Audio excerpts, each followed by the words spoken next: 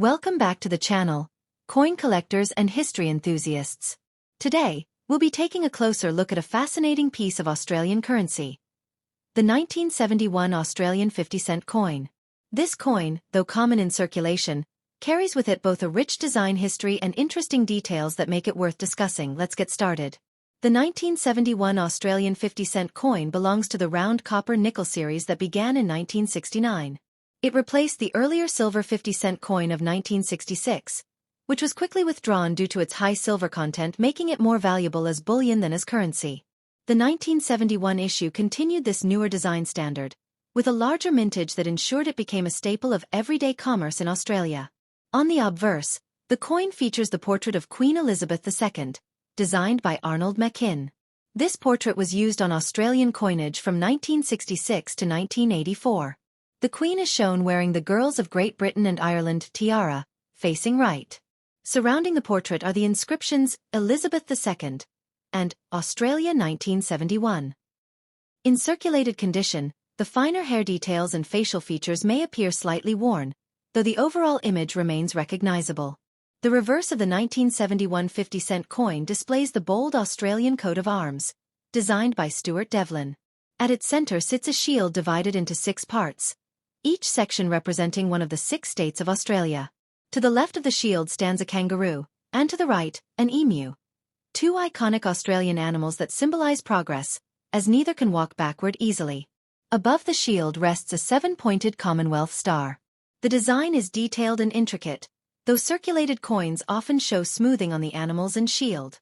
This coin has a diameter of 31.5 millimeters and a weight of 15.55 grams, making it quite a large and hefty piece compared to most modern coins. It is made from 75% copper and 25% nickel, giving it a silvery appearance. In circulated condition, the coin often shows scratches, dulling of the surface, and small edge marks, as these coins were heavily used throughout the 1970s and beyond. The mintage for the 1971 50-cent coin was 21.6 million, making it fairly common. Because of this high production number, circulated examples are not considered rare or valuable. In fact, most pieces in circulated condition hold only face value, though higher-grade coins or those with minting errors can attract interest from collectors. One thing that makes this coin historically interesting is its place in the evolution of Australian decimal coinage. Australia had only switched from pounds, shillings, and pence to dollars and cents in 1966. The 50-cent coin, therefore, was still relatively new in 1971, and its wide usage symbolized the country's full embrace of the decimal currency system. For collectors, circulated 1971 coins are generally sought after only if they exhibit something unusual, such as a die crack, double strike, or an off-center minting error. Otherwise, they serve as an accessible entry point into collecting Australian decimal coins, especially for those who want to build a full-year set of early issues. Despite its commonness, the 1971 Australian 50-cent coin remains an iconic piece. Its large size, distinctive coat of arms design, and symbolic use of Australian wildlife make it one of the most recognizable circulating coins in the country's history. Even in circulated condition, it carries both historical and cultural value for those who appreciate coinage. So, while the 1971 50-cent coin may not make you rich, it is still a fascinating reminder of Australia's currency history.